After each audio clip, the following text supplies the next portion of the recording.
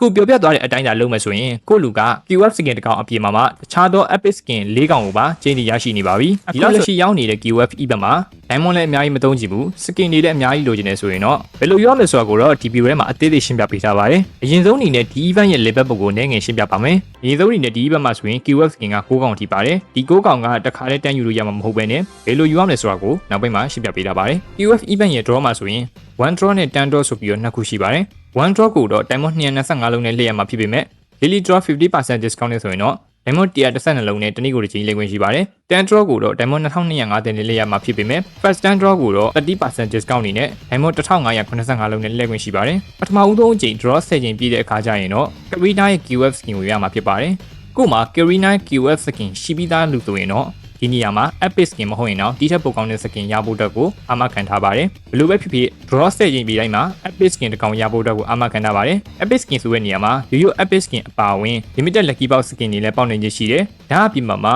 QF skin အထိပါပေါက်နေခြင်းရှိပါတယ်အခုလက်ရှိကျွန်တော်ရွေးထားတဲ့အတိုင်း QF 6ကောင်ကိုရွေးတယ်ဆိုရင် 10 draw ထဲမှာပေါက်နိုင်ခြင်း skin တွေထဲမှာဆိုရင် QF 6ကောင်ပေါက်နိုင်ခြင်းရှိရယ် lucky box skin တွေကအတူတူပါပဲဟိုဘက်နဲ့ဒီဘက်ကအတူတူပဲဘာမှကွာခြားသွားတာမျိုးမရှိဘူးအဓိကတော့ QF skin တွေပဲကွာသွားတယ်ဆိုလိုချင်တာက10 draw ထဲမှာကိုကကန်ကောင်းပြီးတော့ QF skin ပေါက်ခဲ့မယ်ဆိုရင်ကိုရွေးတဲ့ဘတ်ပေါ်မူတည်ပြီးတော့ QF skin တွေကတော့ကွာသွားနိုင်တယ်ဒါပဲကွာသွားပါတယ်ကိုကဒီဘက်က3ကောင်ကိုယူမယ်ဆိုရင်တော့ price pool ထဲမှာဆိုရင် QF skin ညမှာဒီ3ကောင်ကိုပြောင်းသွားမယ်ရှား limited lucky box skin တွေကတော့ဒီအတိုင်းပါပဲဘင်ကူကတော့ထုံးစံအတိုင်းပဲ3ခုတန်းရပြီဘယ်လိုပဲတန်းနိုင်ရပါတယ်ဒီတော့ဒီ3ခုတန်းသွားတဲ့အခါမှာကိုလူက confirm နှိပ်တဲ့အခါမှာဒီ6ကောင်တွေကတစ်ကောင်ကိုကိုလူကယူခြင်းနေဆိုရင်အခုပြထားတဲ့အတိုင်းပဲဒီဘက်6ကောင်ကိုရွေးပြီးရင် confirm ကိုနှိပ်လိုက်လို့ရှိရင်အခုပြထားတဲ့6ကောင်တွေကတစ်ကောင်ကိုရမှာဖြစ်ပါတယ်တကယ်လို့မဟုတ်ဘူးကိုလူက QF 97တွေက3ကောင်တွေကတစ်ကောင်ကိုလိုချင်နေဆိုရင်တော့ဘင်ကူ3ခုတန်းပြီးသားဖြစ်မယ်အဲ့ဒီတန်းပြီးသား3ခုကိုဒီချိန်ကနေ confirm နှိပ်လိုက်မယ်ဆိုရင်တော့ကိုလူက QF 3ကောင်တွေကတစ်ကောင်ကိုရမှာဖြစ်ပါတယ်ကိုရွေးချယ်တဲ့ပုံမူတည်ပါတယ်ဒီဘက်6ကောင်မှာ draw တွေပဲလဲထားလို့ဒီဘက်က6ကောင်ကိုပဲရမှာမဟုတ်ဘူးเนาะ6ကောင်တွေကတစ်ကောင်ကိုယူမလားဒါမှမဟုတ်3ကောင်တွေကတစ်ကောင်ကိုယူမလားဆိုပြီးတော့ကြိုက်တယ်လို့ရွေးချယ်လို့ရပါတယ်ဒီဘက်မှာဆိုရင် draw လိုက်တဲ့အခါမှာကို့မှာရှိပြီးသား skin တွေပေါက်ခဲ့မယ်ဆိုရင်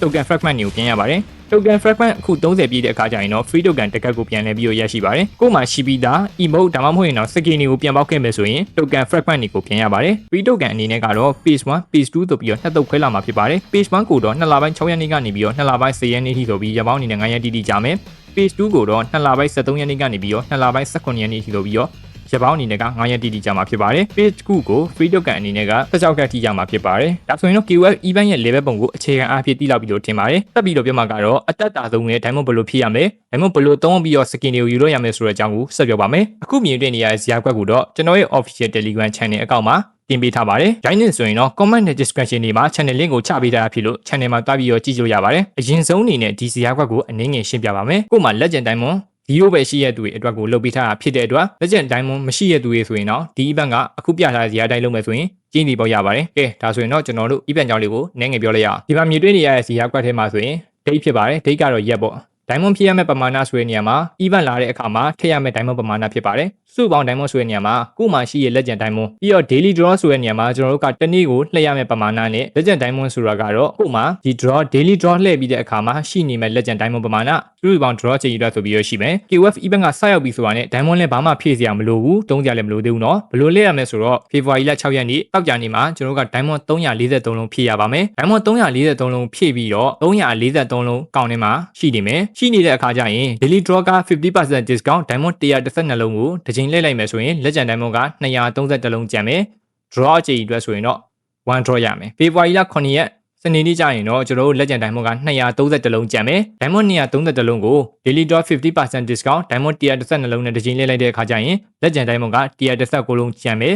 draw အချိန်အတွက်ဆိုရင်တော့2ချိန်အထိရမယ် February လ10ရက်နေ့တနင်္ဂနွေနေ့ကျရင်တော့ကျွန်တော်တို့ legend diamond က119လုံးရှိမယ်119လုံးကို daily draw 50% discount နဲ့1 draw ဆွဲလိုက်မယ်ဆိုရင် legend diamond က9လုံးကျန်မယ်အဲဒီတော့ February လ10ရက်နေ့ကျရင်ကျွန်တော်တို့က free token 16ကတ်ကိုယူမယ်ကျွန်တော်က free token တွေကို event နောက်ဆုံးနေ့မှာယူတတ်တဲ့အချင်းရှိတဲ့အတွက်ဒီလိုယူတာဗျာကိုလူလိုအနေနဲ့က diamond ဖြည့်ပြီးတော့ free token တွေရပြီဆိုတာနဲ့ရသလောက်ယူပြီးတော့လှည့်လို့လည်းရတယ်ဒါတယောက်နဲ့တယောက်ကမတူဘူးဒီဗီဒီယိုထဲမှာကျွန်တော်ကအရှင်းဆုံးဖြစ်အောင်လုပ်ပြပေးတာဗျာအဲ့တော့ရှေ့မှာပြောခဲ့တဲ့အတိုင်းပဲတနေ့ကိုတစ်ချိန်တစ်ချိန်စီ3ရက်လဲသွားမယ်ဆိုရင်3ချိန်ရမယ်ဒီမှာဆို legend diamond က9လုံးကျန်မယ် free token 16ကတ်ကို February လ10ရက်နေ့တနင်္ဂနွေနေ့မှာပဲယူမယ်ဆိုရင်တော့ total အားဖြင့်ဆိုရင် draw 3ချိန်နဲ့ free token 16ကတ်ဆိုရင်တော့ draw အချိန်အတွက်19ချိန်ရမယ် diamond အနေနဲ့ဆိုရင်တော့9လုံးကျန်မယ်ဒီဂျာရက်တွေမှာကျွန်တော်တို့က diamond လည်းဖြည့်စရာမလိုဘူး diamond လည်းသုံးစရာမလိုဘူးเนาะနောက်တစ်ခုကကျတော့ကျွန်တော်တို့ February လ23ရက်နေ့ကျရင်တော့ diamond စဖြည့်ရမယ် February လ23ရက်နေ့တောက်ကြနေ့မှာ diamond 343လုံးဖြည့်လိုက်မယ် diamond 343လုံးနဲ့လက်ကျန် diamond 9လုံးနဲ့ပေါင်းလိုက်မယ်ဆိုရင်လက်ကျန် diamond က350ကျန်မယ်ဒီမှာဆိုရင်လည်းကျွန်တော်တို့က daily drop 50% discount နဲ့ diamond 112လုံးနဲ့တစ်ချိန်လေးပဲဒါဆိုရင်တော့ကို့မှာလက်ကျန် diamond က238လုံးကျန်မယ် draw အချိန်ရဆိုရင်တော့20အထိရမယ် February လ14ရက်နေ့စနေနေ့မှာဆိုရင်လည်းကျွန်တော်တို့လက်ကျန် diamond က238လုံးရှိပဲဒီ238လုံးနဲ့ daily draw 50% discount နဲ့ diamond 112လုံးနဲ့တစ်ချိန်လေးလိုက်မယ်ဆိုရင်တော့လက်ကျန် diamond က126လုံးကျန်ပဲ draw ချိန်ရဆိုရင်တော့20ချိန်ထိရမယ် February လ15ရက်နေ့တနင်္ဂနွေနေ့ကျရင်တော့ကျွန်တော်တို့ကလက်ကျန် diamond 126လုံးကျန်မယ်ဒီ126လုံးနဲ့ daily draw 50% discount 112လုံးနဲ့ချိန်လေးလိုက်မယ်ဆိုရင်တော့လက်ကျန် diamond က14လုံးကျန်မယ် event စာနေ့ကနေစပြီးတော့ February လ15ရက်နေ့အထိဆိုရင်တော့ draw ချိန်တက်က22ချိန်ရမယ် February လ15ရက်နေ့တနင်္ဂနွေနေ့မှာတော့ free token 16ကတ်ကိုပါထည့်ယူလိုက်မယ်ဆိုရင်တော့ draw ချိန်အတွက်ဆိုရင်တော့38ချိန်အထိရပါပြီ bingo တန်းဖို့အတွက်ဆိုရင်တော့အနည်းဆုံး draw 30နဲ့draw 90ကြာကိုသွားဖို့လိုတယ်အဲ့တော့ကိုလူလိုအနေနဲ့ကအခုပြထားတဲ့အတိုင်းဆို draw အနေနဲ့38ချိန်ရမယ် draw 40ပြည့်ဖို့လိုအပ်နေတဲ့ free token နှစ်ကတ်ကိုဘယ်ကနေရနိုင်အောင်မလဲဆိုရင်တော့ကိုလူလိုတွေကကျွန်တော်ရှေ့ကပြောခဲ့တဲ့အတိုင်းပဲ draw တွေလေတိုင်းမှာကို့မှာရှိပြီးသား skin တွေ emote တွေကိုပြန်ပေါက်ခဲ့မယ်ဆိုရင် token fragment တွေပြန်ရမယ်လို့ပြောခဲ့တယ်အဲ့ဒီ token fragment တွေက draw 30ကျော်အတွင်းမှာနှစ်ကတ်ရဖို့ဆိုတာလွယ်ကူပါတယ်ကို့မှာရှိပြီးသား skin တွေကဂျားမှာပေါက်အောင်မှာဖြစ်တဲ့အတွက် free token နှစ်ကတ်ကိုအဲ့ကနေကြနိုင်ပါတယ်မရနိုင်တဲ့အကြောင်းမရှိပါဘူးနှစ်ကတ်ဆိုတာအနည်းဆုံးရနိုင်ပါတယ်ကဲဒီလောက်ဆိုရင်တော့ကျွန်တော်တို့အနေနဲ့ draw 40အထိရနိုင်ပါပြီ draw 40ဆိုရင်ရော keyword skin တစ်ကောင်ရနိုင်မှာလားလို့မေးရင်ရနိုင်ပါတယ်ဒါပေမဲ့ဗျာကိုယ့်ရဲ့ကန်တရားပေါ်မှာအများကြီးမူတည်သေးတာပေါ့ဗျာ